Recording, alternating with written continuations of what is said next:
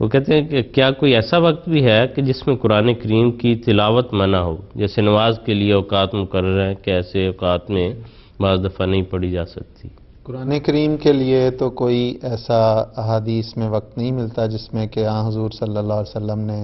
اسی طرح نہ قرآن کریم میں بھی کوئی ایسی ذکر نہیں، ایسی ہدایت نہیں جس میں اللہ تعالیٰ نے منع کیا ہو کہ قرآن کریم کی تلاوت اس وقت میں نہ کی جائے۔ البتہ قرآن کریم میں سورۃ بنی اسرائیل میں قرآن کریم کی تلاوت کے متعلق خاص طور پہ ایک جو توجہ دلائی وہ فرمایا اِنَّ قرآن الفجر کانا مشہودا، کہ فجر کے وقت جو قرآن کریم پڑھا جاتا ہے وہ اس کو قبولیت کا درجہ عطا ہوتا ہے خاص طور پہ، اور اس میں فرشتوں کے حاضر ہونے کی ذکر کیا گیا ہے۔ مشہودہ کا مطلب ہے کہ اس کے لیے فرشتے حاضر ہوتے ہیں۔ تو یہ ایسا وقت ہے جس میں خاص طور پہ مومنوں کو توجہ دلائی کہ قرآن کریم کی تلاوت کی جائے، اور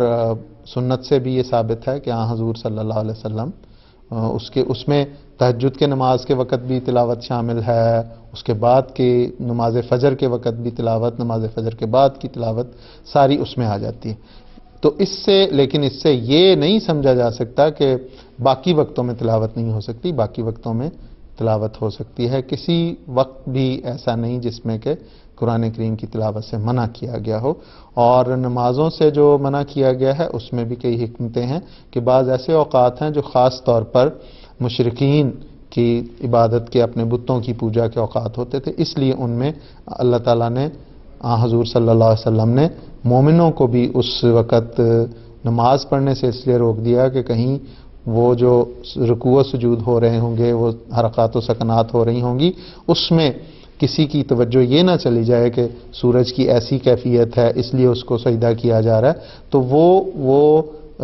اشتباہ ختم کرنے کے لیے، وہ ایک غلط فہمی جو پیدا ہو سکتی اس کو ہی ختم کرنے کے لیے اس وقت منع کر دیا۔ لیکن قرآن کریم تو ذکر الہی ہے، اور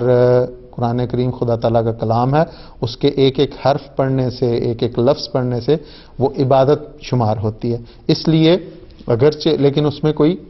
نماز کی طرح حرکات و سکنات نہیں ہے، جس طرح ذکر الہی ہم ہر وقت کر سکتے ہیں، کسی وقت منع نہیں، اسی طرح قرآن کریم کی تلاوت بھی ہر وقت کی جا سکتی ہے۔ لیکن اس کے متعلق یہ یاد رکھنا چاہیے کہ حدیث میں یہ آیا ہے کہ حضور صلی اللہ علیہ وسلم نے اس بات سے منع فرمایا کہ 3 دن سے کم میں قرآن کریم کو ختم نہ کیا جائے۔ 3 دن، کم از کم 3 دن میں ختم ہونا چاہیے، اس سے کم یہ بھی ایک لحاظ سے اگر دیکھا جائے تو اس بات کی طرف توجہ دلائی کہ کچھ نہ کچھ وقت جو ہے وہ یہ نہ ہو کہ ہر وقت وہ اسی میں رہے اور اپنے جو دنیاوی ذمہ داریاں ہیں ان کو وہ نظر انداز کر دے۔ اس لیے یہ پابندی لگائی کہ 3 دن سے کم میں اس قرآن کریم کو ختم نہ کیا جائے۔ یہ ٹھیک ہے بالکل، کہ